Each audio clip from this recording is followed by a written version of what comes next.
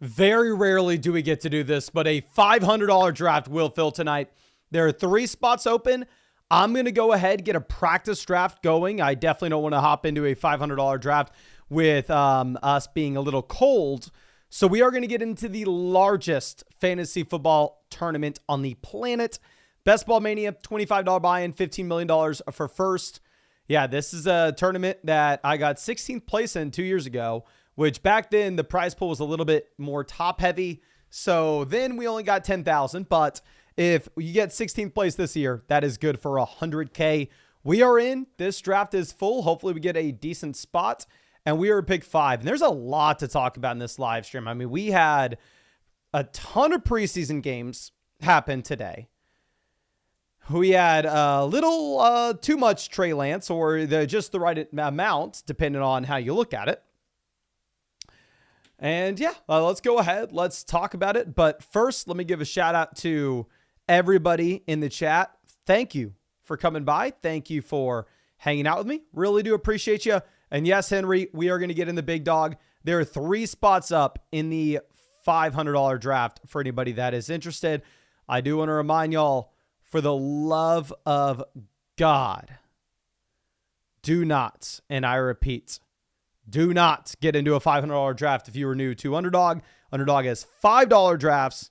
That's where your butt should be if you are new to Underdog Fantasy. This is a tournament that's pretty much just for the OGs here. And this draft has officially started. So let's get this going now. I actually have a $500 slow draft I'm doing on Underdog right now, where CeeDee Lamb fell to me at pick 5. Right now we're in round 2 of that draft. Obviously slow draft, I can't stream that. But CeeDee Lamb fell to me at pick 5, and Deebo Samuel made it to us at pick 20. So you will see a ton of craziness happen in the high stakes drafts. But obviously the lower stakes is still pretty good test here. Now, real quick, I do want to talk about what happened to the games today.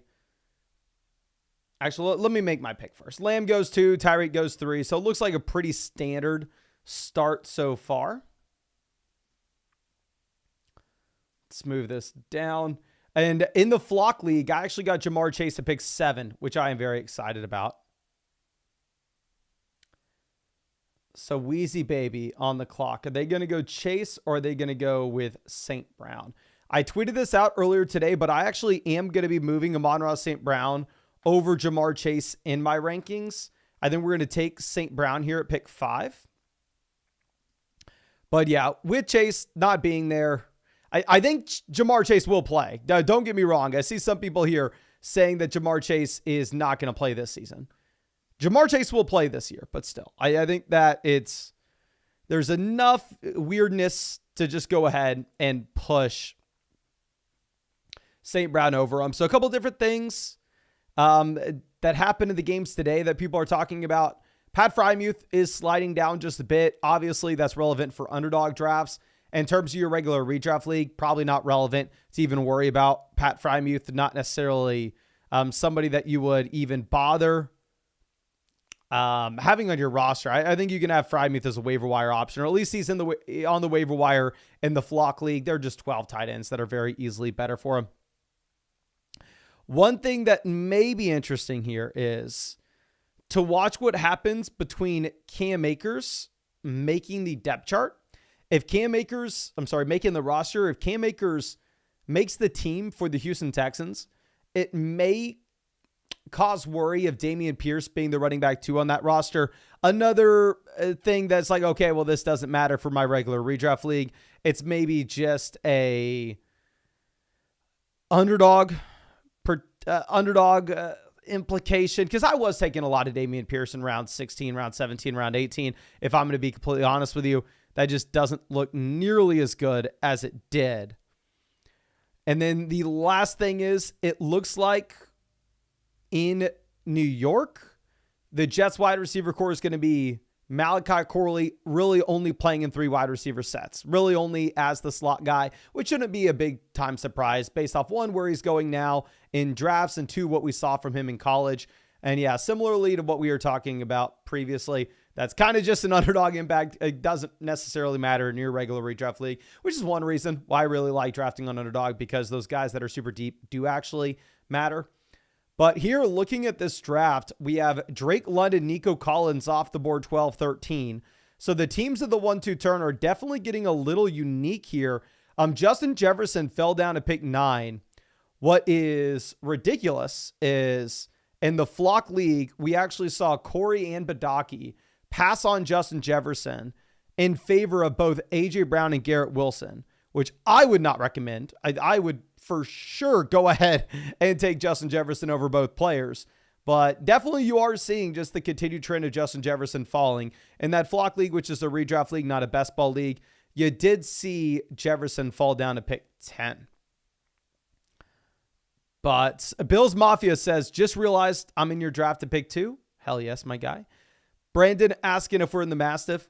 So right now I am sitting in the $500 big dog draft. There are 3 spots open. If anybody wants to come take my soft money, you're more than welcome. But let's move this over. So once we go St. Brown there, I definitely think we allow ourselves to get a running back here in the second. Whether that's Taylor or Barkley, I'm pretty confident that I am taking one of those RBs over the wide receivers in this range. So we are going to go ahead. We are going to take Saquon Barkley as our first RB at pick 20. And yeah, that's why specifically in Underdog, I'm willing to go with St. Brown round 1 instead of, say, a Breece Hall with that pick, where in my regular redraft league, I'll take Breece over St. Brown, because I know there's a chance that someone like Saquon Barkley makes it to me at 20. I know there's a chance that someone like Kyron Williams makes it to us at 29. So Cheeky Hobson says, I think you should comp me for the 500. I'll comp you some merch, my guy. 500 is a little bit tougher to comp, but yeah, of course, real quick, if you don't know what we are doing, we are drafting on Underdog Fantasy. This is what I do every single night on the live stream. It's what I do every single day. They're best ball drafts, so no time commitment at all during the year. So I draft hundreds of teams every year. It's how I won $150,000 on Underdog 2 years ago. And yeah, it's by far and away my favorite place to draft. It's not going to replace your main redraft league, just going to be some extra fun on the side. So what I do is I draft hundreds of teams here, and then I have that one main redraft league that I care about. That way I can manage that during the season.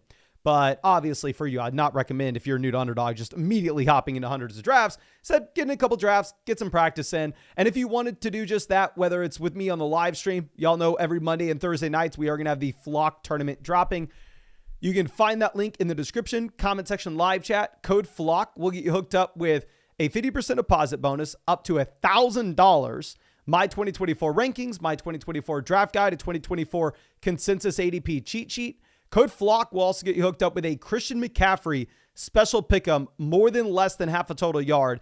That is just exclusively for Flock users, but Underdog also has a site-wide offer for new users of Travis Kelce, more than less than half a total yard. So actually, if you use code FLOCK, you're going to get both of those for week 1. So I definitely make sure to take advantage of that. But after we take Barkley, you have Achane going and then a run of 6 receivers. A couple of those receivers that go, I wouldn't have been interested in anyway. The main question is, do we go with Devonta Smith or Mike Evans? I'm definitely going to be going with the wide receiver here, knowing the running backs that'll make it to us later on. I think I'm going to take Smith. We're going to take Smith and send up a prayer that Jalen Hurts makes it to us in round 4. But Marco says Cam Akers season. Yes, it looks like Akers is most likely going to be a running back making the Texans roster and impacting Dameon Pierce, at least from what we saw today. Pred Alien says, have you spent more money than you have made money drafting? My guy, when I spend every night on the live stream drafting $25 teams and the occasional $500 team, do you have any idea how difficult it would be to spend $150,000? Last year, I drafted like 400 teams. Like, just doing some simple math. Let's divide 150,000 divided by 25. I would have to enter in 6,000 Best Ball Mania entries. You can only do 150 a year. Just a ludicrous question there. Somebody that's not that good at math. But Michael says, looks like Trey Lance cut himself today. 4 picks versus special teamers. Yeah. RIP Trey Lance, like I said, I mean, we got to see a little bit too much of him today. Now, I will say, I actually tweeted out a Trey Lance higher than like 168 passing yards pick 'em. And that came through for us. Very exciting. Thank you, Lance, for airing the ball out. Thank you, Dallas, for playing the guy so many snaps for God knows what reason.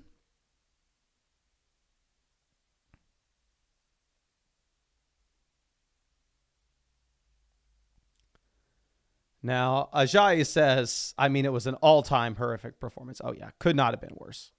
Could not have been worse.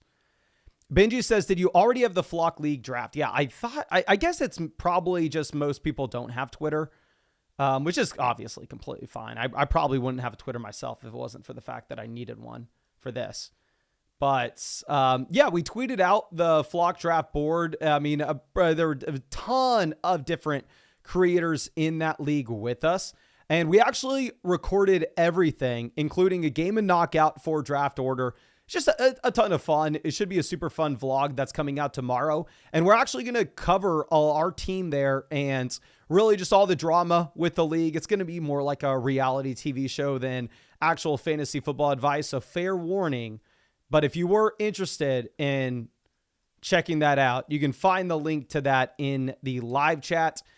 I checked on YouTube today. That channel has enough subscribers now that if you look up the Flock League, it should actually pop up. It has like 1,000 subscribers, but a vlog will drop there tomorrow. Okay. Now let's move this over. Chase, always happy to see you. I'm sorry that we are no longer doing super chats, my friend. I will answer questions for members though here. It says 12-team map PBR, 2 receivers, 2 running backs, and a flex, drafting at the 102. Wanting to start Breece, H, and Nico. What are your thoughts? Early round 3, is it too much to reach for Cup, Waddle? In a 2 wide receiver, 1 flex league where you only get half point per reception, yes, I definitely think that we don't need to be going wide receiver there. And yeah, if you can go Breece, H, and Nico, I think that's a phenomenal start. But I'd probably go with an elite quarterback like Josh Allen in that format over Cup, Waddle. But yes, I'm sorry. We are not going to have super chats for the rest of the year. I don't want to say for sure, but I'm going to test out no super chats at all. Because one, I think it's a lot more enjoyable for people to watch these drafts where I can actually talk about the draft. I don't necessarily have to go through and answer a bunch of different random questions. We'll still have the live Q&As every single night during the season, but that will all be run through flockfantasy.com. We have the dev team that it's about to push out a massive update with the site. It's going to look 10 times better.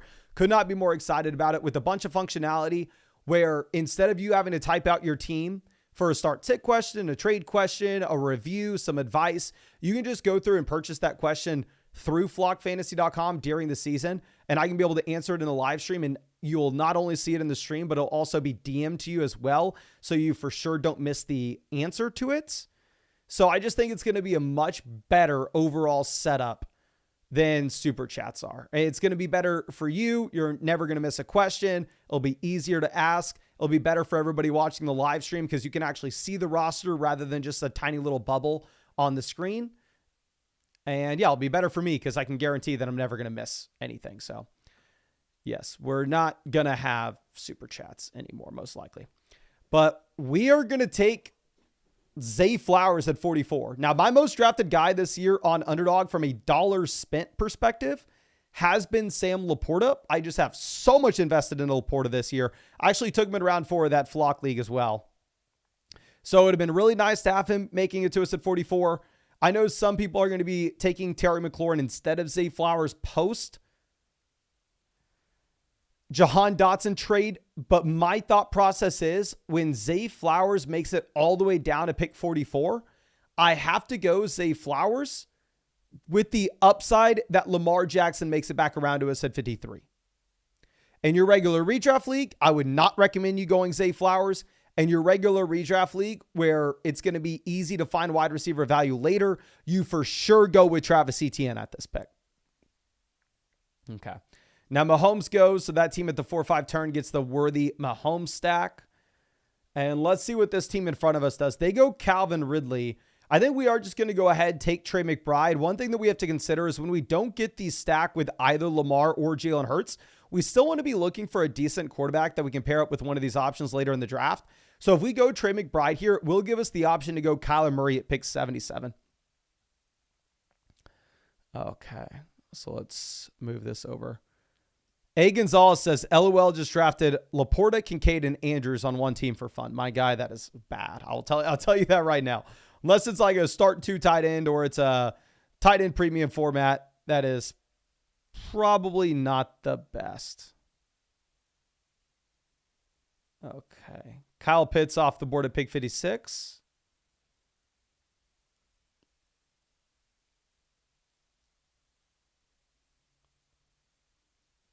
Pickens goes 54. Pickens has been a big-time faller, which is so crazy because if you look at George Pickens earlier this offseason, the man was going at the beginning of the 4th in underdog drafts.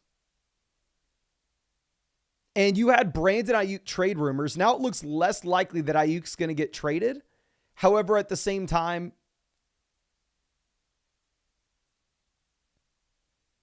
I don't know. Pickens is now a mid-5th. So I went from being underweight George Pickens, where I'll tell you, let me pull up all of my Steelers so I can tell you exactly how many Steelers I have, to now where George Pickens is looking like a decent value.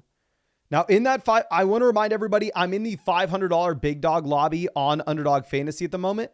There are 4 spots available in that league. So if you want to join the $500 draft with us, just go join the big dog. I'm assuming it's going to fill tonight. We only need 4 spots. And that's the fast draft version of the big dog. And I know there are definitely some sharks that watch this live stream that have identified the fact that I'm an idiot. I have no idea what I'm doing. And they want to hop in drafts with me and take my money, which you're more than welcome. Pulling up my Steelers exposures, one thing that really stands out is I have been drafting a ton of Roman Wilson as of late. I will admit, it's a little scary. He's a round 18 pick. It looks like Ayuk's not going to get dealt there. He's been injured all training camp. The offense looks horrendous. But if I'm looking at other wide receivers that are being drafted next to him, such as like Jalen Hyatt, I don't know. I think Roman Wilson's a decent enough prospect on a depth chart that has no real wide receiver 2. We're in round 18. I've been taking a lot of them. I definitely think I can just get absolutely crushed for doing so. But I have a ridiculous amount of Roman Wilson over the past few weeks to the point where he is now my most drafted Pittsburgh Steeler. And I actually kind of get lucky with Najee Harris in that. I only have Najee Harris in 8% of my drafts. But with that being said, I guess I took him in a couple high stakes drafts because I have like over $1,000 of buy-in on Najee Harris. So I have a decent amount of them. Tyler, welcome to being a member of the flock. Thank you, my guy. Okay, so Deontay Johnson off the board at pick 61. I personally am taking no Deontay there. Definitely noticed Anthony Richardson will almost, I don't want to say for certain, but way more often is falling to round 6 to the Michael Pittman Jr. team in comparison to where he used to pretty much exclusively go in round 5, where if you take Pittman in round 3, more times than not, you should be able to just wait and get him later. Okay. CJ Stroud has been rising up. CJ Stroud goes to the Stephon Diggs team there. Keenan Allen's been a faller. Jaden Reed is almost a no-brainer pick for us here at pick 68, given the fact that we are still trying to hunt some of these quarterbacks. So just in case we end up getting sniped on Kyler Murray at pick 77, us going Jaden Reed at 68, this will give us the option to take Jordan Love at 77. Margaret says, don't forget you have a 25% deposit match on Underdog right now if you use code FLOCK. That would mean only deposit $400 and get a free.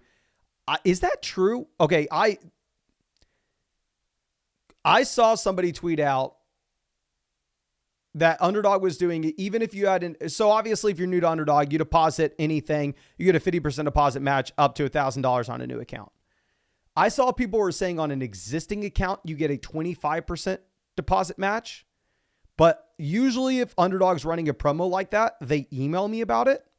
I did not get an email, so I think it is maybe for only certain users.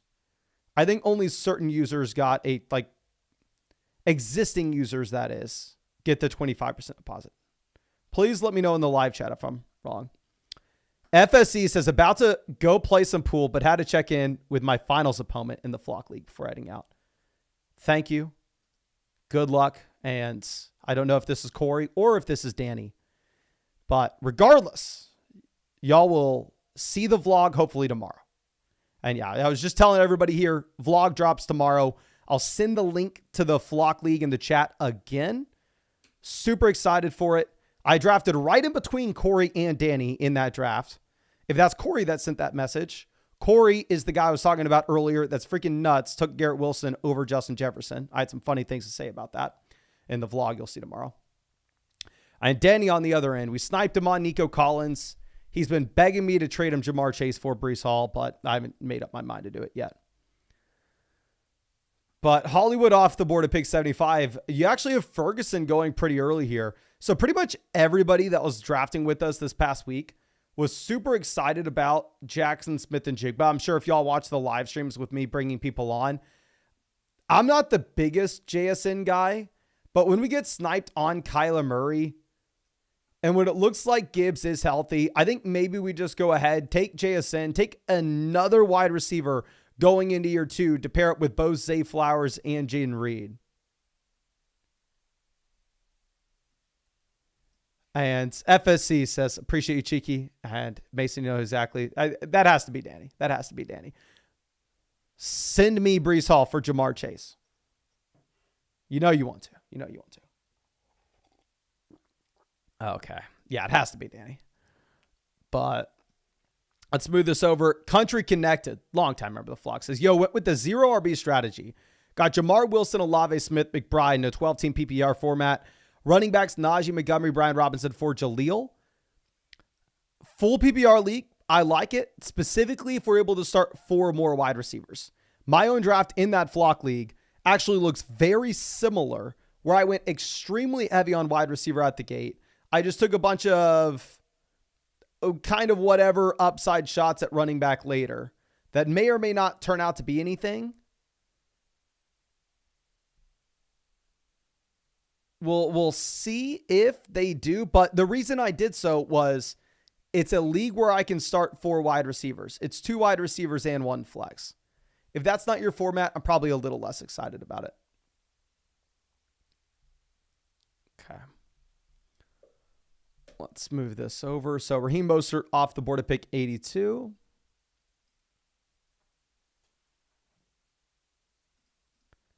FSC says Breece RB1. Baby, let's go. Breece maybe. A&W just said, just did a deposit and received a 25% match long-time account owner. Yeah, I think that's it. I have no idea. I definitely saw that some accounts, I would definitely reach out to Underdog support if you're only depositing because you think you're going to get a 25% deposit bonus if you have an existing account. Because I've heard some people talk about it. I have not had any official word. But real quick, big news here. $500 draft is underway. $500 draft just filled, ladies and gentlemen. We did not get an early pick, RIP. I don't know exactly what pick we got, but let me load this bad boy up.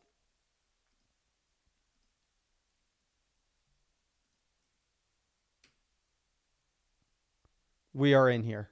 What pick did we get? Are you freaking kidding me? What is this nonsense? Okay, bad day to sign up for the big dog.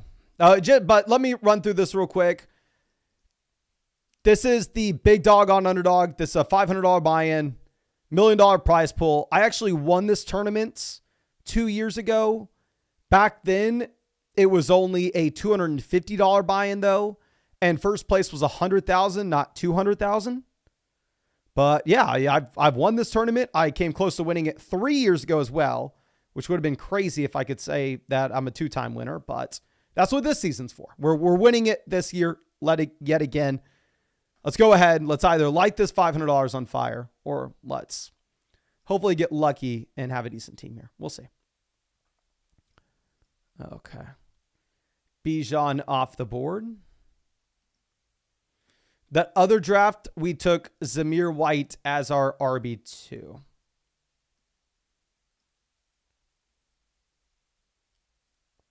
Okay, about to be back up on the clock at pick 11. What are we getting? Jefferson goes at pick 8. Bonehoggers on the clock. You will see in the high stakes drafts, things get a little bit weird. I don't know if Danny is in the live chat still, but the league that I was talking about, me getting CeeDee Lamb at 5, that was a $500 league on Underdog, and Danny's in that draft with us. We'll go ahead. We will take Puka Nacua. I used to rank Puka over Wilson. I thought it was very easy to take him at pick 10. Now with the knee injury, it's definitely a lot tougher. It's something that I'm willing to do, but not something I feel great about. Gibbs and Achane both go. So we're actually going to take a running back here. We're going to go ahead and we're going to take Jonathan Taylor. So smaller field tournament. So I think we can get away with maybe going with a running back earlier, because I have noticed running backs climbing up the board specifically in these big dog drafts. But after we go Taylor, Harrison, London, both off. So really the only surprise pick so far in this draft is Achane at pick 13.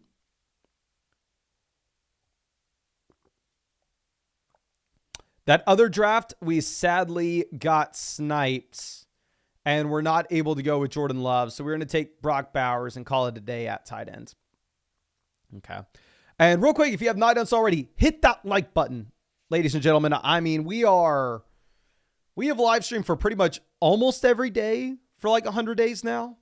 I think we've taken like 2 days off.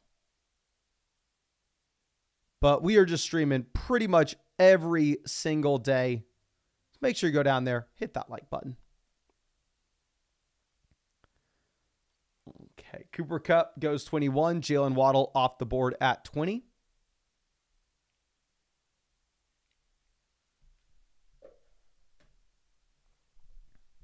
Okay.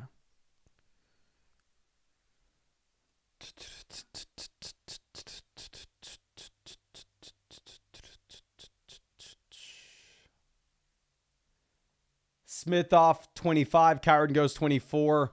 Adams goes 26. You just have such a massive disparity in terms of Devontae Adams's wide receiver ranking in underdog drafts in comparison to pretty much any other draft platform you're going to be on.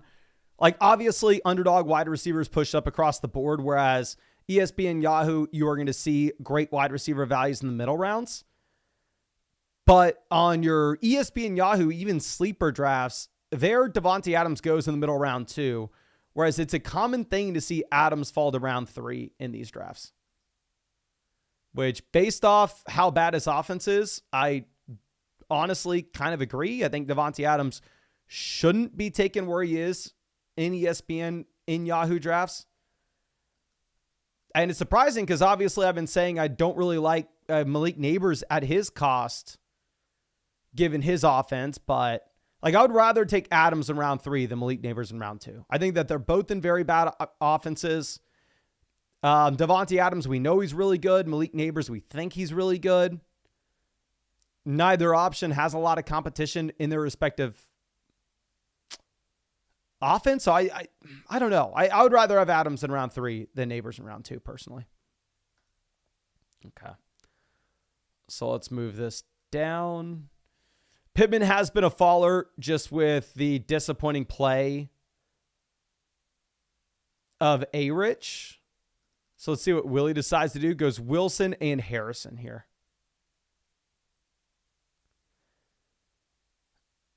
Okay, they go Diggs.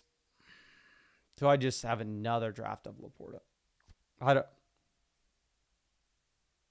Richardson looks bad. Downs got injured. Let's just take Pittman. The thing about Pittman now is, like we discussed previously, you go Pittman, you're pretty much guaranteed to get Richardson in round 6 if you want it. This team here decides to go with Kelsey Mahomes. So they're going with 0 wide receivers through the first 4 rounds. We're going to take Sam Laporta here at 38. But I've done the historical research. I've showed it in videos as well. That if you look at teams that take 0 wide receivers on Underdog through the first 4 rounds, it is almost impossible to dig yourself out of that hole. Historically speaking, those teams have had almost no shot to do anything at all. So it is very interesting to watch that team through the rest of this draft. And I know everybody in the chat wanted us to go Rashee Rice.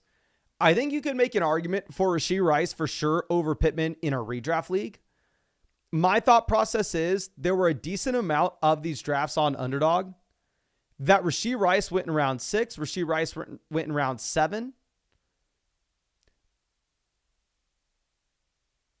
So if we're going through and taking Rashee Rice in round 3, even if he does crush, we're going to have to compete with some other teams that maybe have us outkicked at other positions because they got Rice at a significantly cheaper cost. And also, Rashee Rice in round 3 with suspension concerns and a tournament where we don't necessarily need to roll the dice and only shoot for upside is something I don't know if I love. Okay. But Rice does go to 42. And like this is something you're seeing in pretty much every single tournament. Doesn't matter if it's the big dog. Doesn't matter if it's Best Ball Mania. You do have these Chiefs receivers in both Worthy and Rice getting dramatically pushed up draft boards. Now, I personally faded Hollywood all offseason. I drafted a lot of Xavier Worthy. I wish I had drafted a ton of Rashee Rice in round 7. Sadly, I didn't. So I feel good about Worthy rising for our bags. I don't feel great about Rice being at this price point because, I don't know. It's tough to take him here considering everything. The team at 2, LOL Hot Dogs, has been crushing us in these drafts for years. Love their team at 2. That's like literally best case scenario for a team at 2. You get CMC, Olave, Adams. So you have the elite running back. You're catching up at wide receiver production. And you get the Lamar Andrews stack at a massive value. But very interesting to see that team at 3 decide to go with Anthony Richardson, where, like I said, I mean, what I personally have seen over the past week is Anthony Richardson just consistently falling to round 4. Tyler asking, how do I tip for a question to be answered? I'm very sorry. We are not doing super chats anymore. I talked to some people at the meetup. They told me, Mason, hang out in the draft every single night. Love it. Blah, blah, blah, blah. But whatever you're answering super chats, it kind of takes away from the draft because you're only answering one person's question. There are 1,000 people watching for the draft. So let's talk about the draft. So we're going to turn off super chats. So I'm sorry about that. But Gene Reed off the board 54. George Pickens goes 55. I would have taken Pickens easily if he would have fallen to us at 59 for the reasons we already discussed. Okay.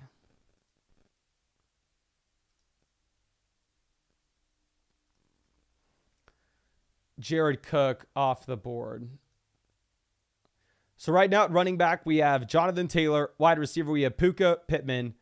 Tight end, we have Laporta. I was going to take Rachaad White. We actually get sniped on White, so we'll take Calvin Ridley here instead. The team behind us has Mahomes, Gibbs, H.N., Kelsey. So we assume they go wide receiver, wide receiver. They take Godwin, Mixon. They only have Chris Godwin at wide receiver so far. Interesting. I think we go ahead and take Kenneth Walker here. I was more concerned about Kenneth Walker earlier in the year when it looked like Charbonnet was a lock to have the third down usage.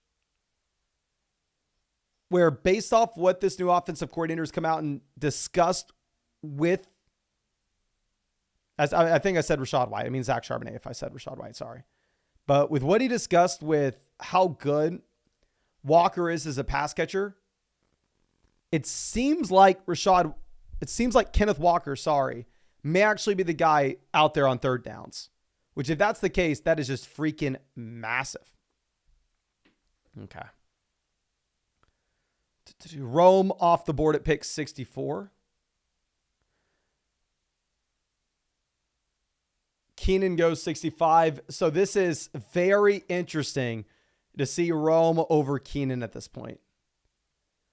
And of course, real quick, if you don't know what we are doing, we are drafting on Underdog Fantasy. So I draft every single day. Done it for years. My favorite place to draft. The best balls to no time commitment during the year. It's how I draft hundreds of teams every year. It's how I won 150,000 on Underdog 2 years ago. And of course, if you want to join a draft with us, you can find that link in the description, in the comment section, in the live chat. Code FLOCK will hook you up with my 2024 rankings, my 2024 draft guide, 2024 consensus ADP cheat sheet.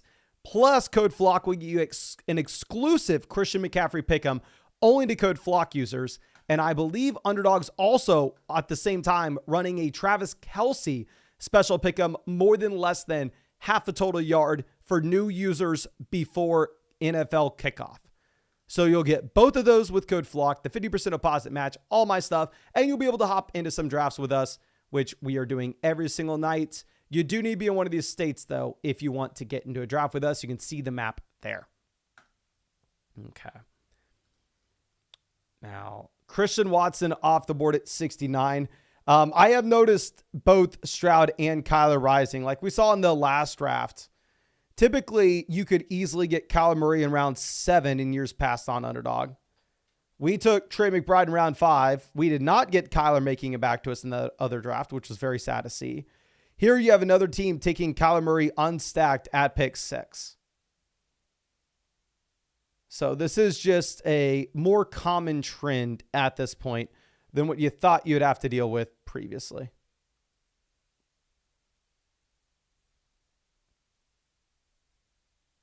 Okay. Lad McConkey off the board.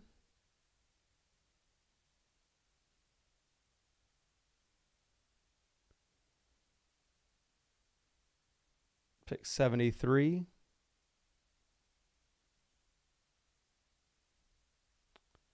Keon Coleman, 74. So we have a very well-balanced team. There's not necessarily anything that we're really hoping for. In terms of our QB stacks that make sense, we can go after Levis. We can go after Goff. We can go after Stafford. But it would be nice to get another wide receiver soon that gives us a different quarterback option. Because the quarterback options we do have at this point, 4 stacks, aren't the most exciting in the world.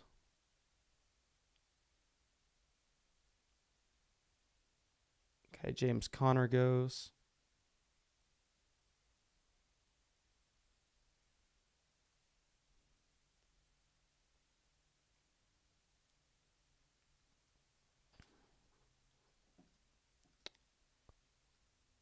All right, let's move this over. Hollywood 79. So if we go Jameson here at 83, we do get the option to then at that point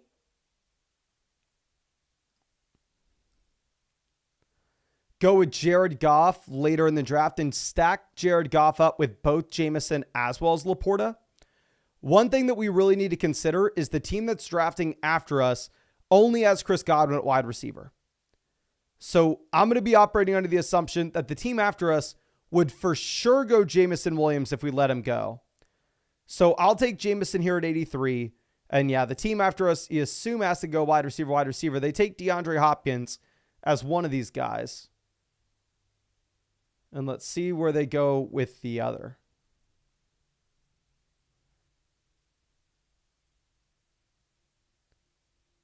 Okay. See in the chat, Sporta says the Vegas 30%. Good googly moogly. Pretty funny words. We're going to go Aaron Jones. But yeah, just in case y'all didn't know, YouTube takes 30% of Super Chats.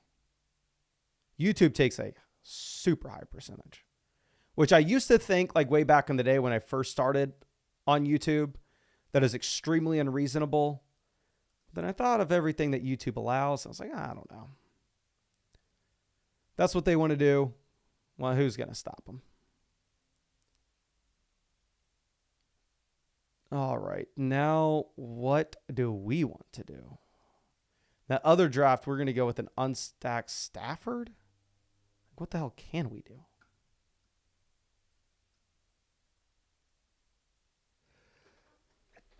Ooh, excuse me.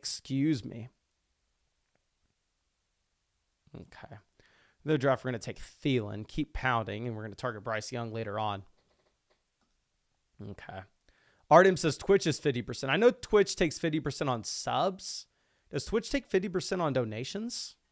I'd be surprised if Twitch took 50% on donations. But good news for us.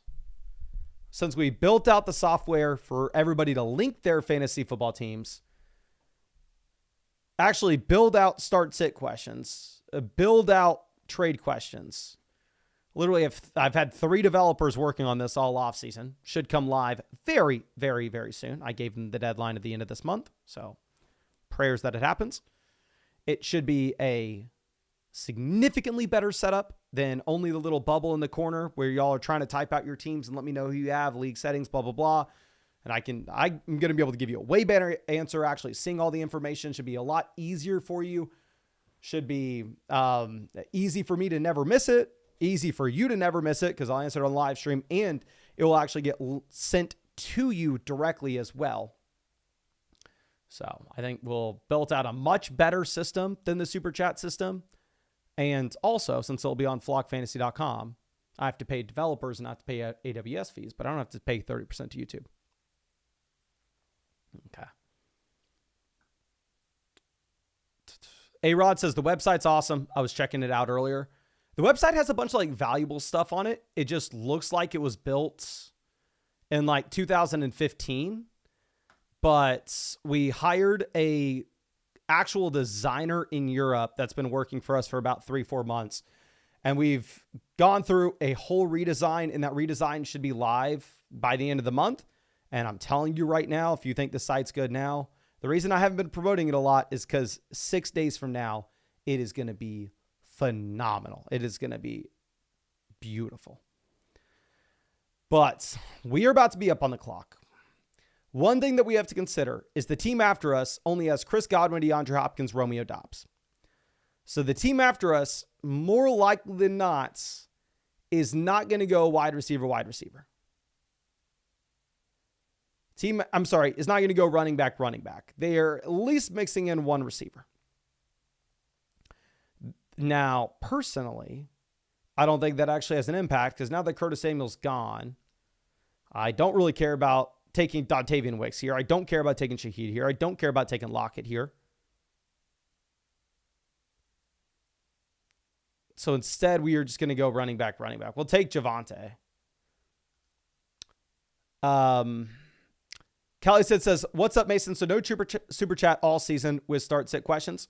Not through YouTube. We are building out everything through flockfantasy.com, where you'll be able to purchase a start-sit question there.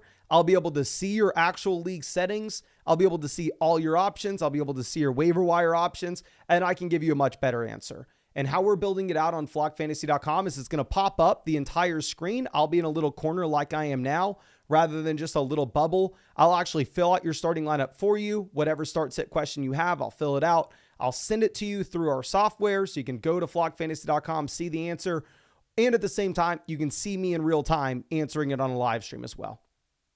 So it will still do start-sit questions. We're still going to do the live Q&As during the season.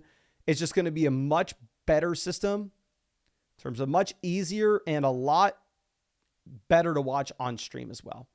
But we're going to go ahead and we're going to take running back here. I understand that we're going to go probably a little too heavy on running back at this point, but this is the big dog. This is a higher stakes, smaller field tournament. So this is a spot where you can actually kind of get away with this stuff.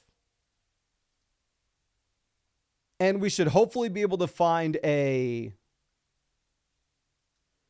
decent little group of wide receivers later. Dylan says, we have to pay for the subscription on Flock Fantasy like the $80, or is it going to be like $5? It's going to be like $5. So what we have is, I think the pricing is $5 for a start sit question, $5 for a trade question. So similar to the YouTube super chats. But if you have a subscription on flockfantasy.com, which obviously gets you access to draft guides, rankings, any exclusive content, not only all my exclusive content, but pretty much everybody that you've seen over the channel all week, all their exclusive contents on flockfantasy.com, and you get that for the subscription. And plus with the subscription, you get, if you use code FLOCK, any questions asked to me are 30% off.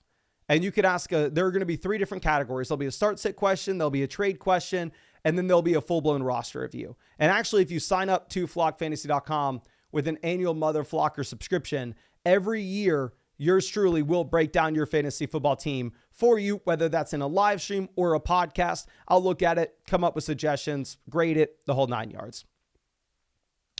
And yes, we have talked about this. Brandon says 1 free question per month would be cool. We have talked about, like, with the subscription, instead of doing, say, a one-time yearly team breakdown, maybe offering like, a once a month start sit question or a once a month trade question.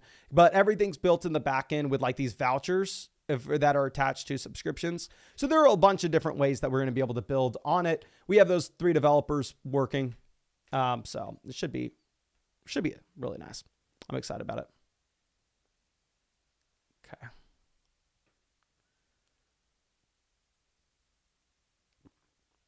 Now, we have Jalen Polk off the board at 121. Any wide receiver going for us is bad at this point. Really, what we are wanting to see is running back off the board here. In that other draft, I'm going to take Geno Smith to stack with Jackson Smith and Jigba.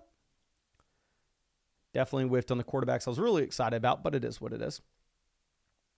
Okay. S'more says, Mason, dedication to getting better and better quality-wise is insane. You're a major. Much love, my guy. Much love. And yeah, like y'all will see a lot more about flockfantasy.com literally a week from now when the redesign's done, because I am going to be freaking so proud to just show that bad boy off nonstop. Because, I mean, obviously we live stream every single night, and y'all support the streams a ton with super chats. It's just a really crappy system where you have to go to your app, get a player name, go back to YouTube, try to type it out with a certain amount of characters in a little character box, and it only gets popped up on the screen. I have no way through YouTube to send you your answer as well. So it's just like a crappy system in general. And I think this will be much better. So Schultz goes 127. So we are done taking running backs. We are exclusively quarterback and wide receiver through the rest of this draft. Frymuth goes 128. I'm sorry, we are able to take a tight end as well, but it doesn't look like there are really any tight ends that we're going to be looking at this point. I would assume that we're going to be able to get Jared Goff making it to us. There aren't any teams in front of us with any Detroit Lions, and there aren't really any Lions to take later on in this draft. So we should have Goff here at 131.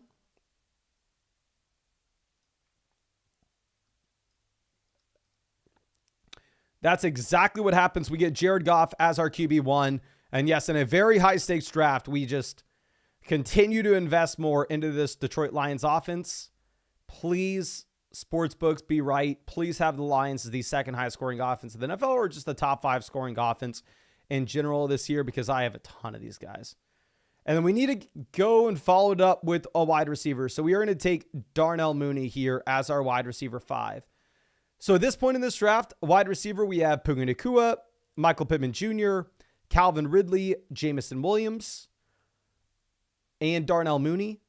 Running back, we have Jonathan Taylor, Kenneth Walker, Aaron Jones, Javonte Williams, Brian Robinson. Quarterback, we have Jared Goff, double stacked with Laporta and Jameson. And the other offense that we're kind of betting on here will be Indianapolis with both Jonathan Taylor and Michael Pittman Jr. This is the duality of man here. You'll see in this live chat. Back-to-back messages. We get solid team. This is a brutal team. Duality of man. Love to see it. Okay. And Ankara says you invested a lot in a running back here. Yes, this is kind of a way that you make the adjustment in the larger stakes, smaller field tournaments in comparison to like the $5 drafts on Underdog where there are just a ton of people in it and you are chasing the absolute highest ceiling possible in weeks 15, 16, 17.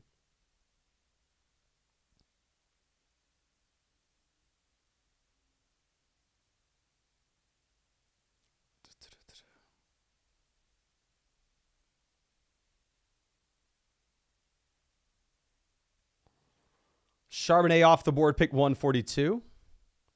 Ross Cred says Deonta Foreman got hurt. Again? Let me pull this up.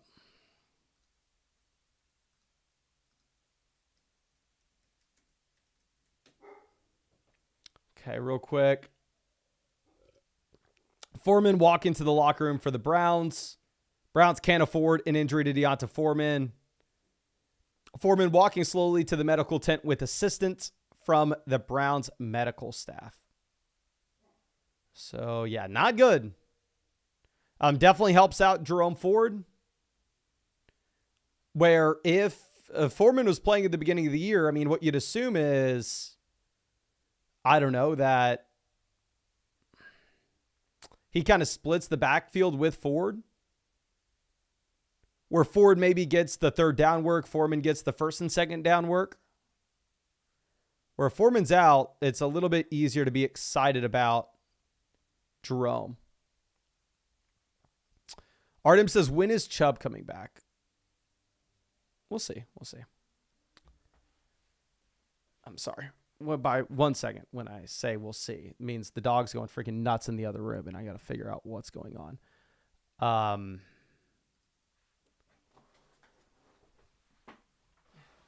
What are you doing, girl? You want in here? Come on. Come on. Squeeze in. I can't open it any further. Come on. Come on. Get in here. Can y'all see that, girl? Come on, baby. Get in here. You can do it. Come on.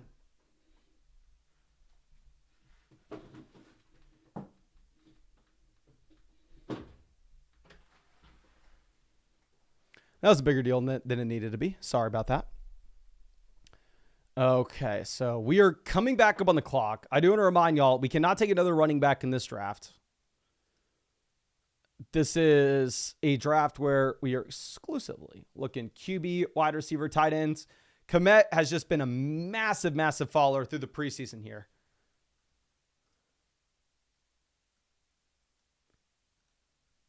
Terms of quarterback stacking options, Watson doesn't really make much sense. Rodgers doesn't give us much. So I don't know what we're going to do. I'm assuming Stafford already went. Yeah. Where did Stafford go? Did Stafford? Yeah, Stafford went to the Cup team. We are on the clock. How dumb would I have to be to take Komet?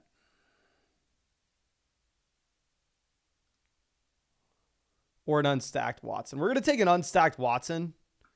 Definitely wouldn't do this in like a Best Ball Mania draft. Wouldn't do this in a large field underdog contest. However, specifically if we are looking at the high stakes, small field contest, I think we can maybe get away with it. Okay. Fant off 156.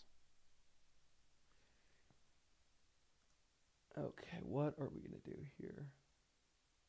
So we do have quarterback options later on, so I don't necessarily think we need to pivot. Panic and also take Rodgers.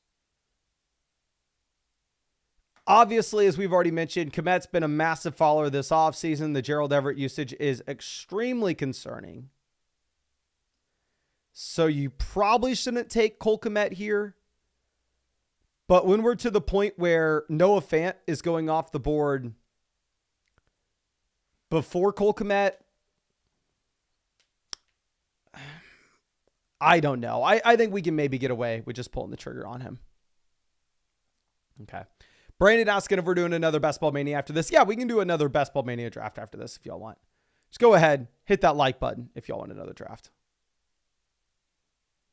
Okay, Bucky Irving goes pick 162. I know there has been some conversation regarding like Bucky Irving versus Rachaad White. Don't read into it. Rachaad White's going to be the guy. I mean, if you look at White in comparison to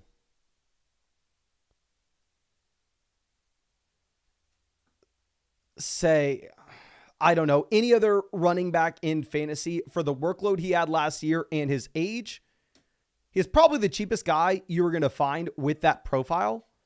But the issue is, this is somebody that was extremely inefficient, and people are fading him for that reason. Bucky Irving is a tiny back. White is a phenomenal pass catcher. Bucky has really no NFL draft capital team investment. I think it's Rachaad White's backfield. Okay. Let's see.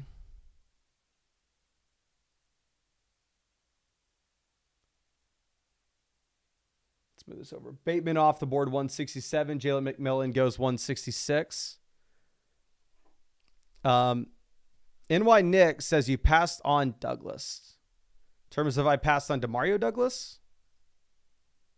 Yes, I did, and I'm honestly okay with it. Okay, good. We see that team at 1 decide to go Braylon Allen, Antonio Gibson. Needed to get some running backs off the board. That is good for us.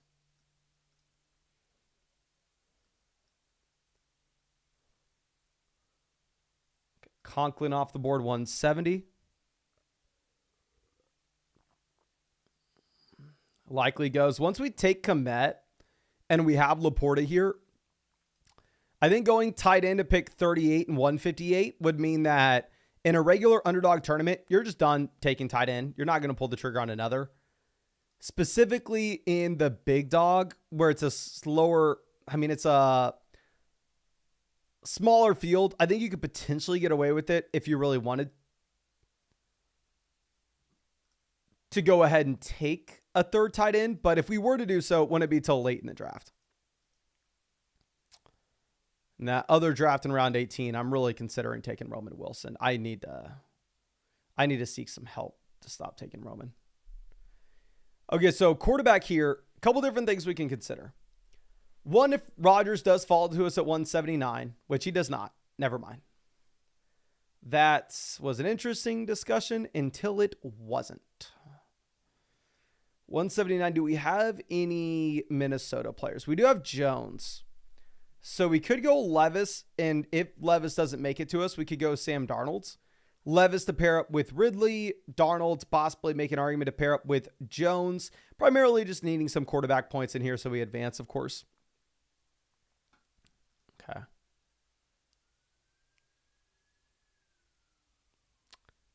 So Darnold goes, so we're going to go ahead. We're going to take Will Levis. And Kara says, Mason, how come Jaden Reed has dropped a lot in the past month? I remember you mentioning you liked his value and he's going at the 3-4 turn. One, Jaden Reed was never going at the 3-4 turn this offseason. Jaden Reed's pretty much been penciled in to going in the late 5th, early 6th. Now, Jaden Reed has been falling. We got Jaden Reed in the last draft in the mid to late 6th round. We've had a bunch of hype for some of these secondary wide receivers in Green Bay as of late. That's potentially why he is moving down.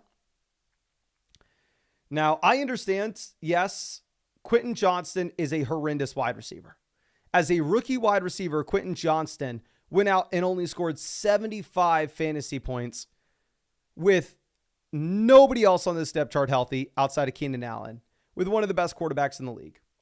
With that being said, Demarcus Robinson's like a 30-year-old wide receiver that last year scored 74 fantasy points.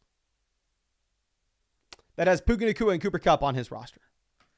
So I will be the idiot taking Quentin Johnston. And we are possibly pushed up to 15% big Q. And I will continue to admit he is more likely than not a certified bum. In your regular redraft league, there's no reason to take him. But specifically in underdog drafts where you kind of have to take some of these certified bum wide receivers where we are either choosing between Big Q or Demarcus Robinson, I'm okay going ahead and taking him. Because I think there's a small chance that a certified bum in an offense that doesn't really have much competition could potentially get the job done here with a top quarterback. Okay. Burton goes 186.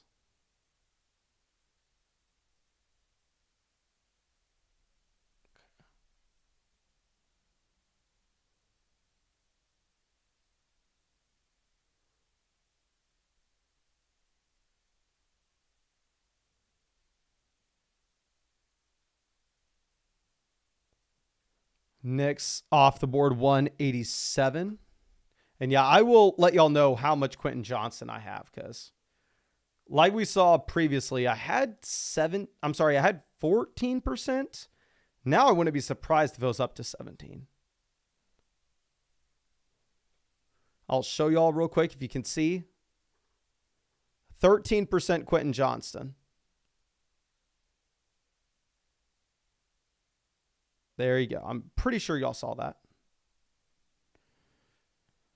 So somehow, some way, our Quentin Johnston exposure has actually gone down. Maybe taking him here bumps him back up to 14%. Okay.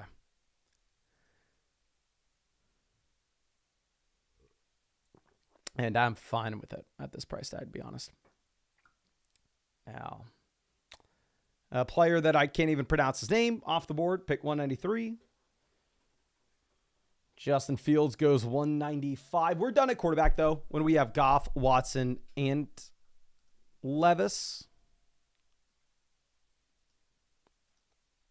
Let's move this over. Demarcus Robinson has continued to fall. I mean, Demarcus Robinson is just not interesting at all. I took him in the beginning of the offseason around 18 every once in a while when he wasn't going drafted, just because I thought it would be somewhat of a unique pick. But now that he's not a unique pick, there's just no interest.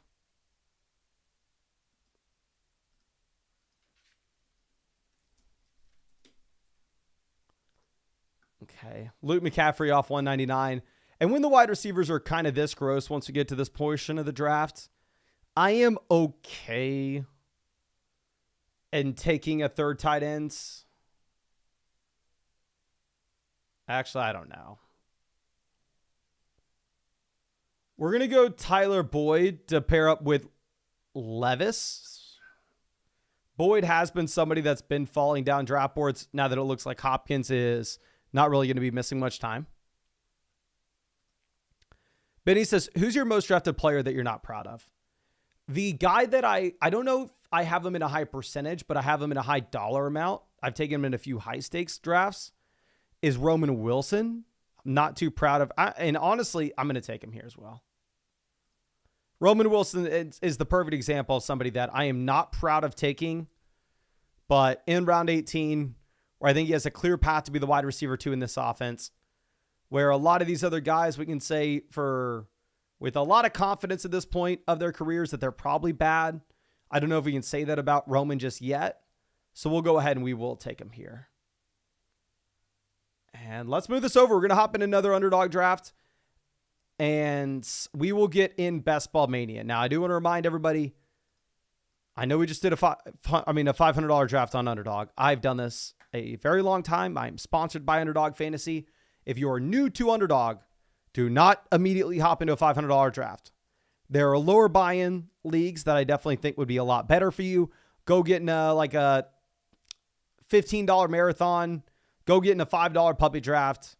Do not hop into a $500 one. T. Jameson says, I have 30% Laporta over 75 drafts. I have a ridiculous amount of Laporta, not only in the percentage of leagues that I've drafted him in, but also the dollar spent of Laporta. Laporta is my second most drafted player at 18%.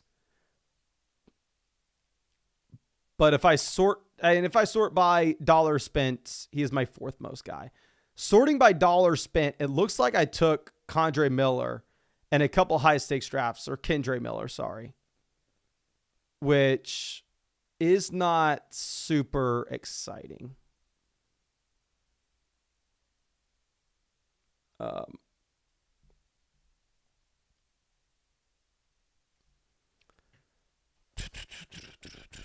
Ross Cred says, I'm at 2 Final Fantasy. Happy to go against you. Graham in here with us at pick 5. Brandon in here with us at pick 4. Let's go. Ross Cred says, I have DJ Chark 26%. So I had Chark as, I want to say, my most drafted Charger, and I had DJ Chark as my second most drafted wide receiver at one point in the offseason. Then essentially, but that was when he was going in round 18 and he wasn't going in every draft. So I thought it was going to be a little bit of a unique pick. And then when you had the positive report coming out about DJ Chark that pushed him up to round 17, where he was going in every single draft, I stopped taking him. So now my exposures with Chark have gone down significantly. And honestly, like now that you can get Quentin Johnston around 17, I've kind of been pivoting over to Johnston instead of Chark. Bijan goes at 8. Brees at 4. Brandon taking his guy.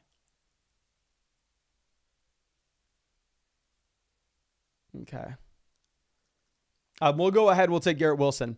Benny says, any reason you're not taking big stands on players this year, with your second highest being 18%, seemed to work well for you a couple years ago? Yeah, so I've told this story a lot, but if you go back 2 years ago when we won multiple tournaments, when I had a 16th place finish in Best Ball Mania, when I want to say that probably the best underdog season of all time from a large portfolio perspective.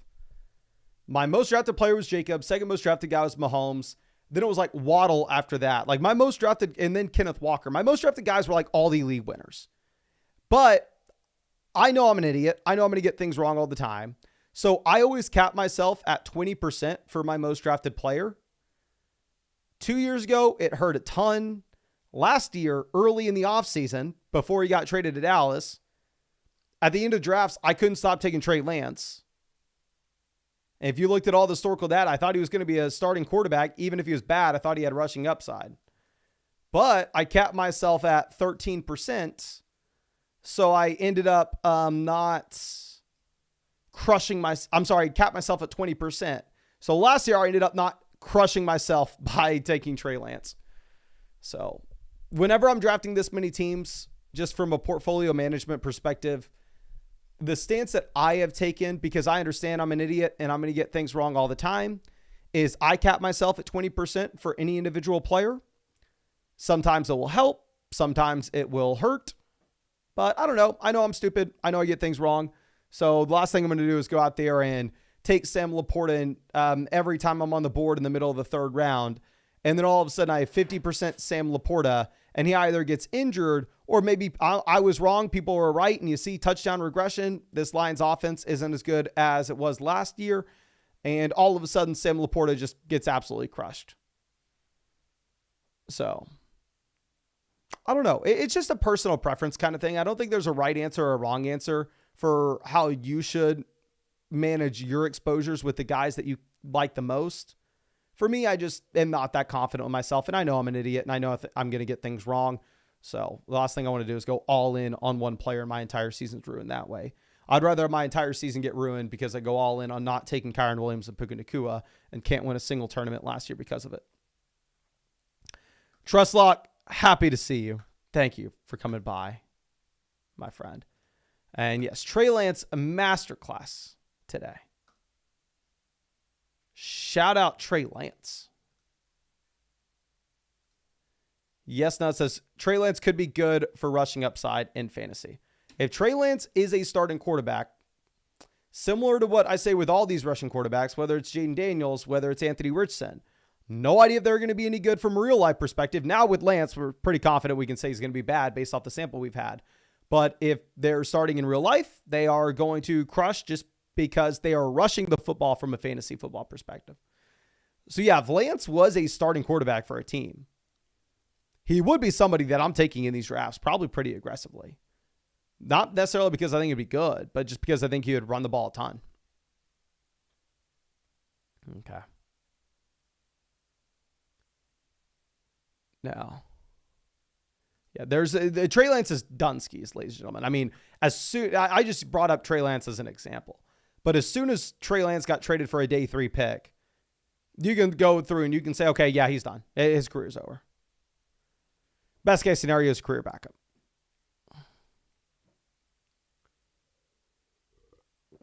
And we're going to be on the board at pick 34. The team next to us is a member of the flock, has gone A.J. Brown, Jalen Waddle with their first 2 picks.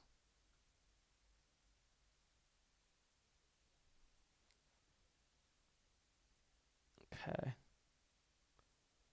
Derrick Henry off the board at 32. So it looks like Dell has flipped.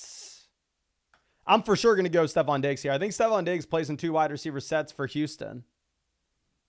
So I think Diggs over Dell is my case relatively easily. But it looks like Dell's flipped Pittman. And yeah, I mean, just what I've seen, especially last night in drafts, just seeing Colts falling down across the board. And I think a lot of that has to do with the fact that Anthony Richardson just looked really bad.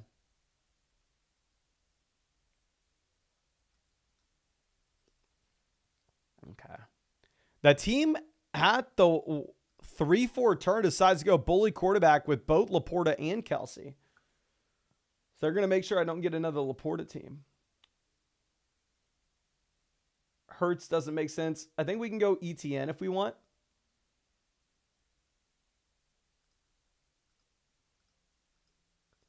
Yeah, we're going to go ahead. We will take Travis Etienne here to pair up with Garrett Wilson, Harrison, and Diggs.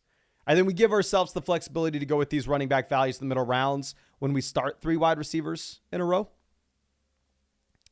NY Nick says Diggs is a risky pick. Yeah, obviously Diggs was very bad down the stretch last season. He's very good in the first half of the year. It was literally the week they changed the offensive coordinators when you see the dramatic flip.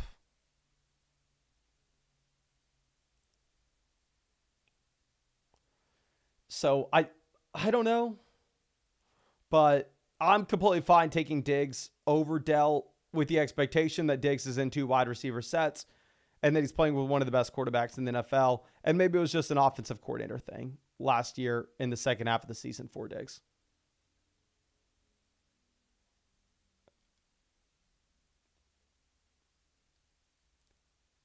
Okay. It looks like Zay Flowers falling a decent amount here.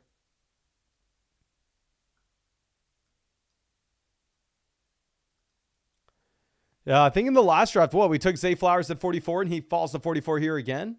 Flowers was the highest ranked player according to ADP when we were on the clock at pick 39.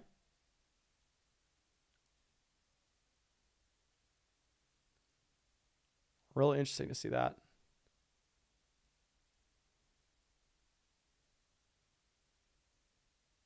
Okay.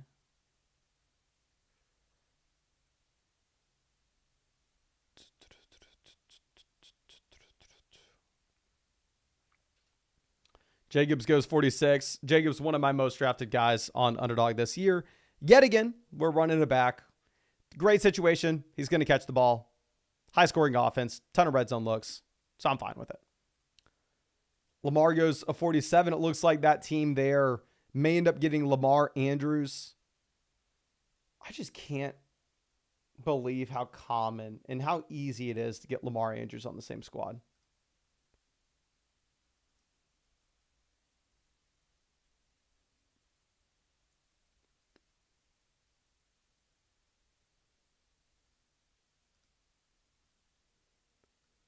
Rice goes 51.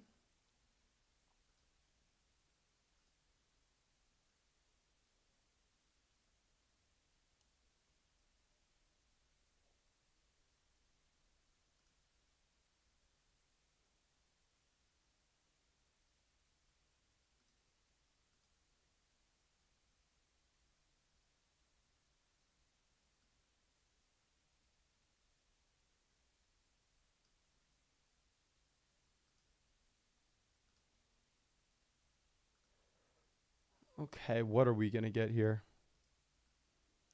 Let's move this over. So Kirk continues to fall. Walker goes 55. Walker going 55 definitely makes me feel good about our decision to take Travis Etienne where we did. That team goes 3 running backs here with Achane, Pacheco, and Kenneth Walker. This team that's on the clock has yet to take a wide receiver as well.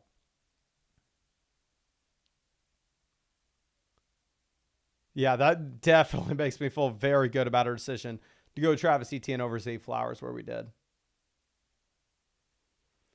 And I'm assuming after us, we may end up seeing an Anthony. Actually, you know what? We may be in an interesting situation where we're going to have to think about Anthony Richardson unstacked in the 6th. Just because looking at the setup, the team after us that has Pittman only has 1 wide receiver, but also has Josh Allen. So they potentially pass on Richardson here. Rashad White goes. Christian Kirk, one of my least drafted players this year, but we already took ETN. We're in on this Jags offense. And at the same time, Kirk all offseason went in the middle of round 4 in these underdog drafts. So getting him here at the end of the 5th is going to be a unique pick in general. And it does give us the target of Trevor Lawrence a little later on.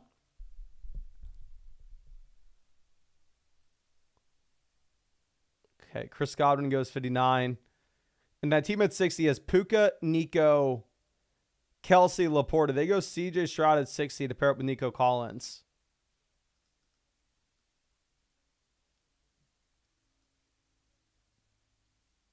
And Jaden Reed. So this is what we're talking about. I wouldn't be surprised if this team passes on Richardson. In the case that they take Richardson. I hate to do it, but we're going to take Keenan. We're going to pretend that Keenan hasn't gained weight. We're going to pretend that Keenan isn't 32 years old. We're going to pretend that Keenan's possibly not the wide receiver 3 with the rookie quarterback.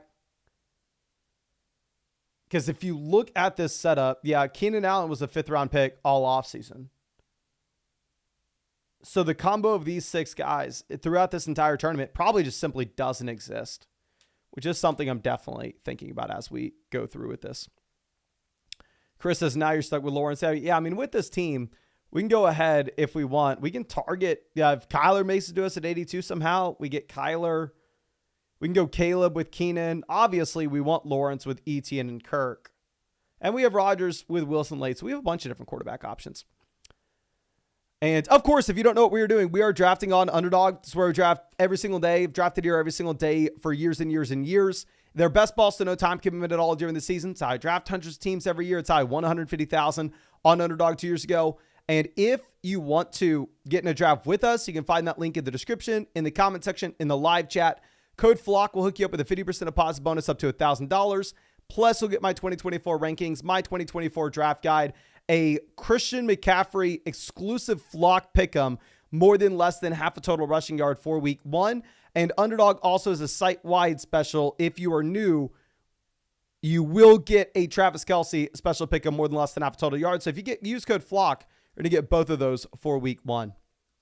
And you find that link in the description, comment section, live chat. Now, Kyler does go 68 to a team that doesn't have Trey McBride. As I have mentioned, you have seen Kyler moving up draft boards as of late. But let me turn on this fan. It's getting hot in here. Okay. Jameson off pick 70. T. Jameson says Keenan Allen is the Julio Jones of Andre Johnson's. I literally do not understand that in the slightest. I have no idea what that means. Okay. Hassan says Bryce Young looked good today. I didn't see much of Bryce Young today. Let me look him up and let me know in the live chat. What do you think the biggest lesson learned from today was?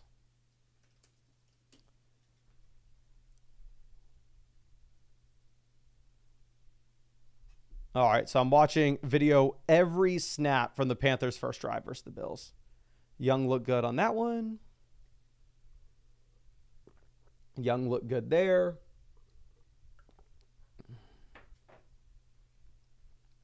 The thing about a first drive, though, is the plays are kind of scripted going in.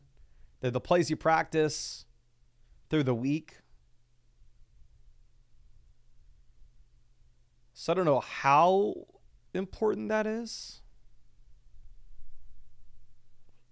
Like how impressive it is that you have a good first drive in a preseason game.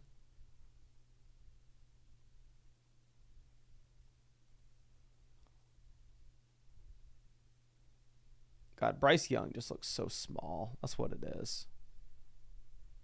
Yeah, that was just disgusting. I will say, I don't know if I said this in a live stream, but we interviewed Bryce Young at the NFL draft, if y'all remember that 2 years ago. And Bryce Young was a player that he just seemed scared to be there. Like he was given a script to only thank his teammates and thank God and not say anything else. And he stuck to that script. Okay. Welcome to the team, Hollywood Brown. Yet again, another guy that I really haven't drafted any of. And now we are probably done taking wide receivers in this draft. And we are quarterback, running back, tight ends through the rest of this. So now at running back, we are sitting with Travis Etienne. Wide receiver, we have Garrett Wilson, Marvin Harrison, Stephon Diggs, Christian Kirk, Keenan Allen, Hollywood Brown. And we're about to load up some RBs. If we're looking at quarterbacks here, Love doesn't make sense. Daniels doesn't make sense. Dak doesn't make sense. I don't think we take a quarterback at 87.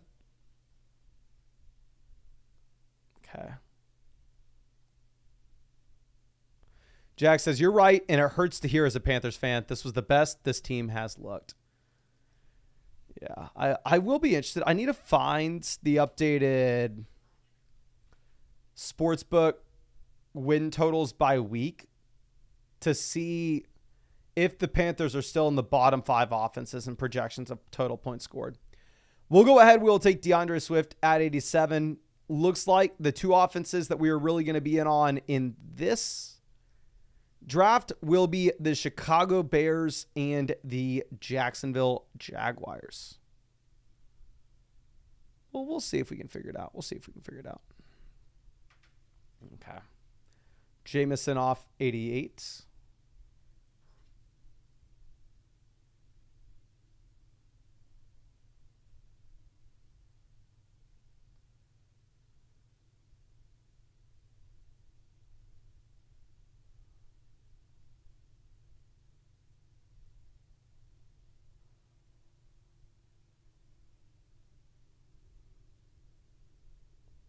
Sutton goes 89.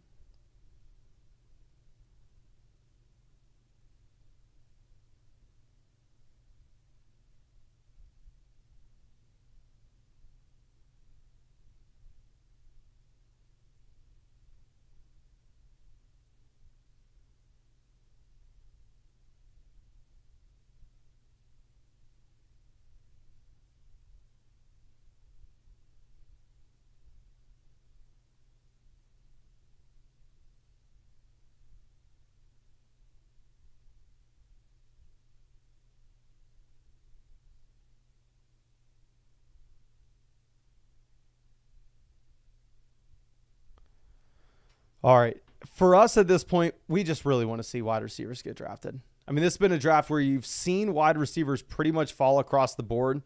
Like that team at 8 decided to go 4 rounds without taking a receiver. The team at 11 decided to go 4 rounds, only taking 1 receiver.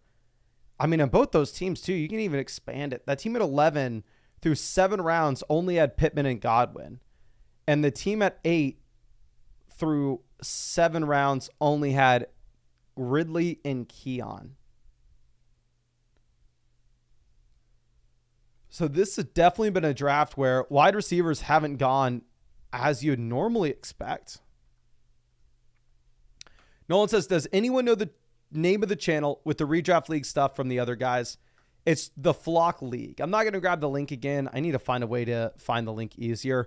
But yeah, I did look it up on YouTube today. If you just search the Flock League, you should be able to find that YouTube channel. Already has 1,000 subscribers. We haven't posted a video there yet, but the vlog of the draft should hopefully come out tomorrow. If not tomorrow, the next day, but most likely tomorrow. Okay. Zamir White off the board 102. Zamir has been a big time follower as of late. And yeah, almost no matter what here, when we have our 6 wide receivers already in a great wide receiver core, we are more likely than not taking a wide receiver. Maybe we take a 7th. But if we do, I think we are going to go ahead and probably wait until like round 17, round 18 to get it. Nolan says, I think I found it. 1.3 thousand subs. Thanks. Oh, it is freaking flying up with subscribers. Yeah, thank you so much for everybody subscribing to the channel. I think y'all really like it. I think it'll be a ton of fun. At least I'm going to have a ton of fun with it. Okay, Shakir off the board 104. Njoku goes 105. We will take Tony Pollard here at pick 106.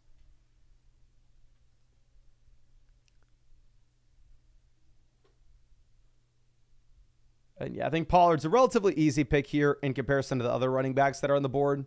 I mean, we could even go Pollard and Spears in rounds 9 and 10. And with a lot of these running backs that are in these uncertain backfields, like Pollard and Spears, like Moss and Chase Brown, like Dowdle and Zeke, I'm honestly fine if you really want to take both running backs and just lock up every single touch in said backfields. Now, I'm not a big fan of handcuffing when it comes to like taking, say, the combo of Bijan Robinson and Tyler Algier, because you already take Bijan Robinson round 1. That point, you kind of need that pick to hit. But here, if you go Pollard and Spears in rounds 9 and 10, and one of them hits in a big time way, the other doesn't do much, it's kind of okay. Now, I kind of want to roll the dice and see if we can get Christian Kirk on the way back around. Now, the issue in doing that is with Trevor Lawrence. With Lawrence, just because we have Christian Kirk doesn't mean that we are destined to get him falling. There's still the Evan Ingram team that you'd have to worry about. Not only is there the Evan Ingram team, but there's also the team that could potentially take Gabe Davis. There's the team with Brian Thomas. The team with Brian Thomas did not have a quarterback already. So we would have to have the team with Evan Ingram pass on Trevor Lawrence twice.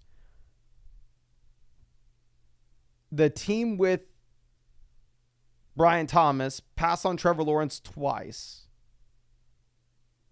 And I just don't think that's likely to happen for us. So we're going to go ahead. We're just going to make sure we get him. It's not like a super unreasonable price point to do so. Rin says, so you need the Jags offense to be way better than last year. Yes, that's exactly what we need, my friend. Okay, let's move this over.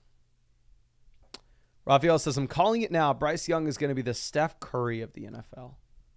What does that even mean? Please elaborate.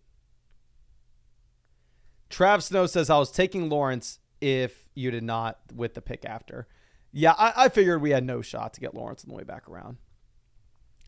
Maybe if we had like Josh Allen on this team and we were targeting Lawrence later, I'd say, you know what? Who cares? Let's roll the dice. Let's see if we can get an insane value. Let's take Zach Moss instead. But there's just no reason for us to here. Luke says, anyone else watching these amazing college football games we have today? So happy football's back. I actually have my younger brother goes to FSU, and he's a freshman at FSU. So his first game ever, they lose to Georgia Tech. Poor guy, poor guy.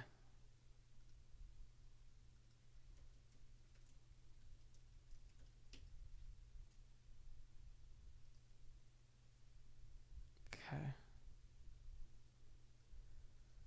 Brandon Cooks off the board to pick 120.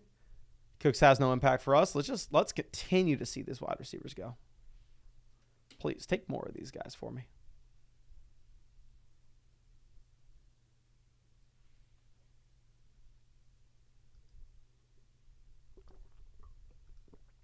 Jerome Ford goes 121. I guess you do need to be pushing Ford up if Foreman is injured, like we discussed. Raphael says, thought FSU is supposed to be good this year. Well, I mean, they were ranked 10. Where's Texas ranked? Let me pull this up. I am the worst Longhorns fan ever. In that I see us ranked at 4, and I think we have a 1% chance to be ranked that high by the time we get to the end of the season. Looking at the teams at the top.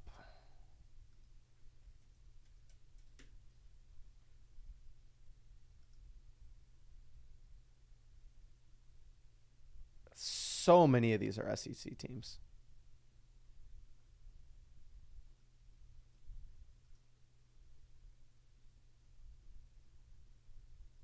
How many of these are? Texas, Bama, Georgia, Alabama, Ole Miss, LSU, Tennessee, Oklahoma. Half the top 25 is SEC. Yes, and as a Texas fan, that is just absolutely terrifying.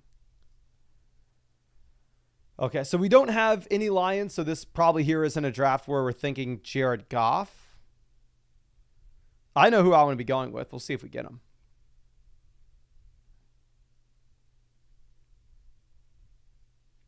Jalen Polk, 128. Great for us. Goff goes. Perfect for us. We're going to go ahead. We're going to take Nick Chubb. Foreman's down. Nick Chubb comes back. Nothing really stopping him from just getting a massive, massive workload here.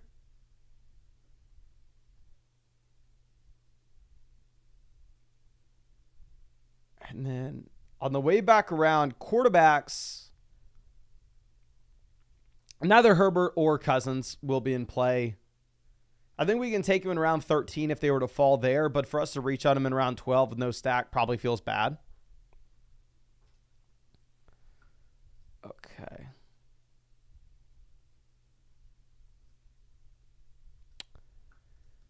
Dallas says, are you doing another one? Yes, if we get 900 likes on this live stream, we are getting another draft going after this. So if you have not done so already, go down there, drop a like on the stream, and we will fire up another draft at 900 likes. I think over 1,000 people are watching this, so I think it should be easy. Okay.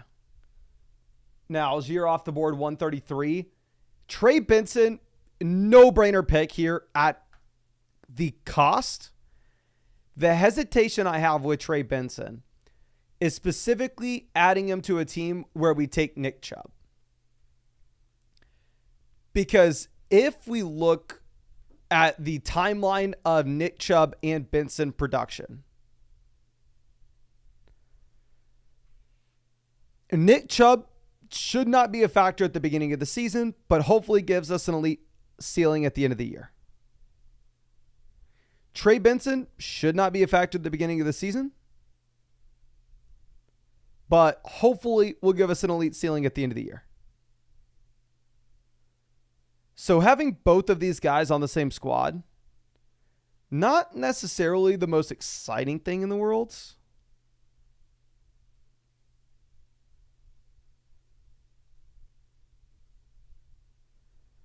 But we'll roll the dice. We'll see if we can make it work. And we'll have both these guys.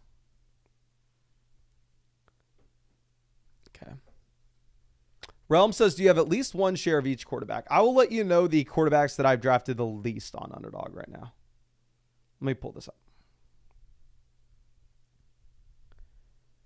I have one team with Michael Penix. That was a long time ago. I have one team with Gardner Minshew.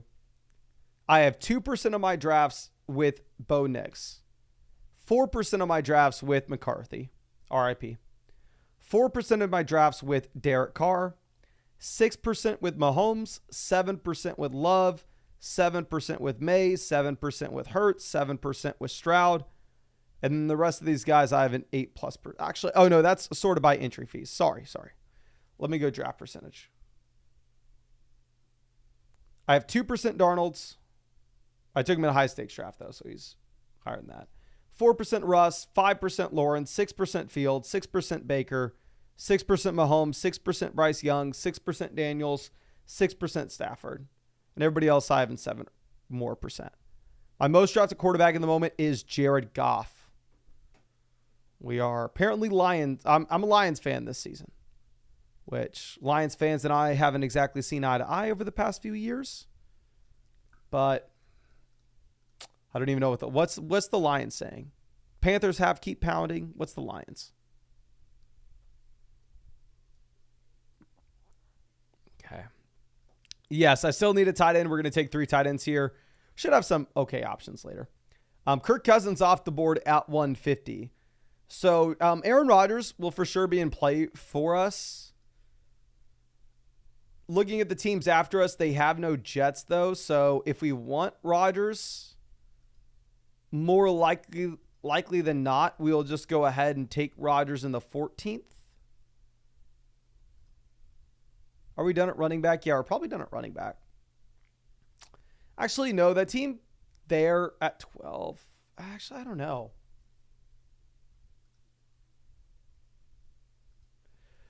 We're going to take Hunter Henry. I don't feel great about it. Reason being, and why we're taking Henry is this team took Kelsey, Laporta, Hawkinson. So I think tight ends may be a little bit tougher to come by.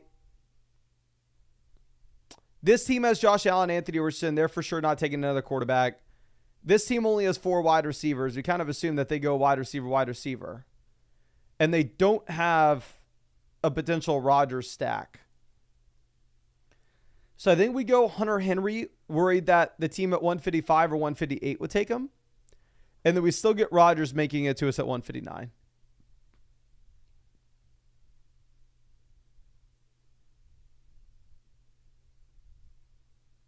Okay.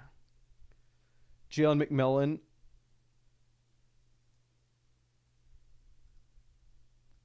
Goes 157.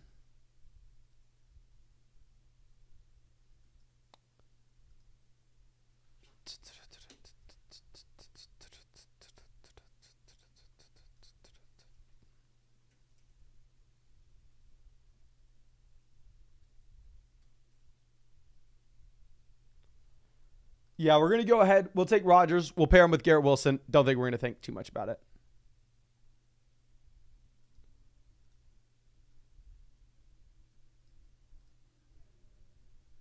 Okay.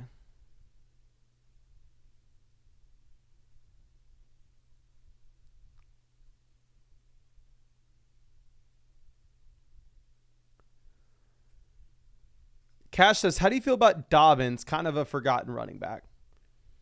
I think Dobbins is a completely fine guy. It's a little bit risky on Underdog, obviously, with you not being able to make waiver wire moves during the season, because Dobbins very easily could be a 0 this year. But in your regular redraft league, I actually wouldn't mind at all going through and taking J.K. Dobbins, as we should get an idea relatively early on in the season if he'll be somebody that's ever going to do anything this year.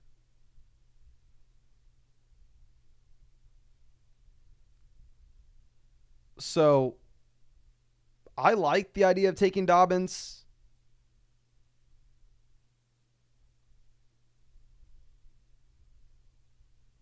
If he performs well, great. If he doesn't do anything through the first 3 weeks, cut him, send him to waiver wire. No harm, no foul. On Underdog, it's a little bit tougher, though. Okay. Ollie says it's going to be Kamani Vidal. I think I have Gus Edwards the most in that backfield. Let me pull up my Chargers exposures.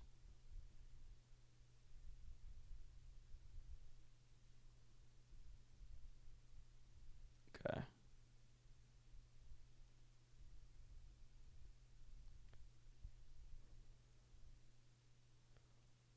I have 9% Edwards, 6% Dobbins, 4% Vidal. So for me, if it's Vidal, it's a losing season for me. I am team Gus Edwards. Not all in, 9%, but I'm definitely underweight Vidal. My most drafted Chargers are Quentin Johnston, 13%, DJ Chark, 11%, Edwards, 9%, Ladd, 8%, Herbert, 7%, Dobbins, 6%, Palmer, 6%, Vidal, 4%. Okay.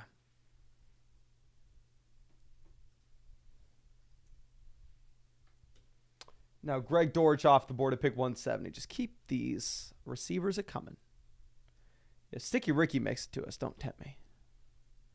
Do not tempt me. With me taking Sticky Ricky as much as I have and fading Pickens, here's what I need. Actually, I don't even want to say that. I don't like the Ayuk situation. I want Ayuk traded because I have a lot of Sticky Ricky. I don't want him traded to Washington because I took McLaurin in the Flock League. I don't want him traded to Pittsburgh because I have a lot of Roman Wilson. Like, I want Ayuk gone for Sticky Ricky, but it would hurt me in other spots. So it is tough. It's for sure tough. Now, looking at potential quarterbacks, really, we don't have many stacking options. Geno doesn't do anything for us.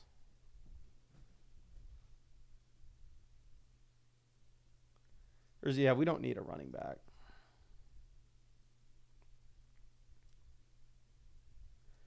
We're just going to play it safe, take likely here, and think about what to do because I have no idea what to do here. We have Lawrence double stacked. We have Rodgers set up with a stack with Wilson.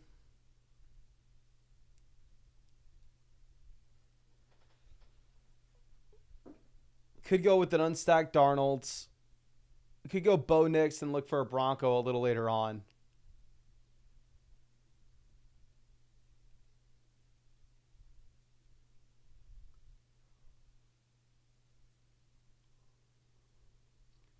Could take Juwan Johnson, then look at Derek Carr later. The thing is, I just think Sam Darnold scores so many more points than any other quarterback that's left available. And with Darnold, you get the benefit that he wasn't drafted in so many drafts this offseason. So he'll be a lower owned player in the overall tournament anyway. I think he scores a ton of points just based off the coaching staff, based off the weapons. So I'm going to go ahead and take him. I don't feel great about it, to be honest with you.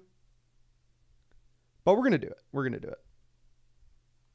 And A-Rod says Darnold and Naylor. I know Naylor is a popular 18th round pick. I have not been able to find myself to take him. Reason being, one, I don't think he's good, and two, I have a bunch of Jordan Addison, so I'm really hoping Addison just stays healthy and doesn't get suspended. Ollie says, I already had a ton of Sam even before the Jefferson injury. See, I think if you already had a ton of Sam before the McCarthy injury, it was very bad for you for McCarthy to get injured as early as he did, because now Darnold is just going to be owned at a much higher clip than he would have been otherwise. If he would have. Blake, we are doing another draft if we hit 900 likes on this stream. So go down there, hit that like button if you want to see another draft. I think we have over 1,000 people watching. I think we've already had over 9,000 people watch this stream. So that's going 1 out of every 10 people to like it. And we'll get a 4th draft on this live stream. Okay. Juwan Johnson off 194. NY Nick says Darnold had upside. He has a number 1 wide receiver. Not only does he have Jefferson, but I think Addison's really good. I think Hawkinson's really good. I think this coaching staff's going to put him in a position to score a decent amount of points and throw the ball a lot. So I just think he ends up scoring a lot of points. I don't think he's that good. But I think it's probably a top 5 situation a quarterback can step into in the NFL. Assuming Addison doesn't get suspended and assuming Hawkinson comes back at an okay time. So we know we for sure need to take another tight ends. Now, in terms of what we're going to do with the other pick here, anything's really in play. Our wide receivers are Wilson, Harrison, Diggs, Kirk, Keenan, Hollywood. So I don't think we need another wide receiver. I definitely think we can take another one. Damian Pierce looks less exciting with the Cam Akers performance today.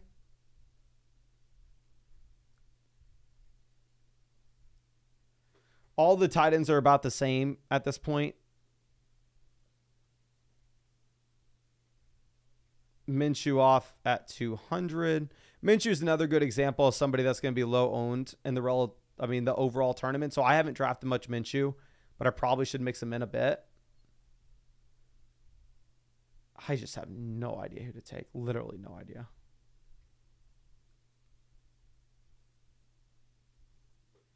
I don't think I'm going to go with another receiver. I just, if I was taking another receiver, I don't know who actually makes a difference there. And the guy I would have taken would probably have been Roman Wilson, but I've already taken too much Roman.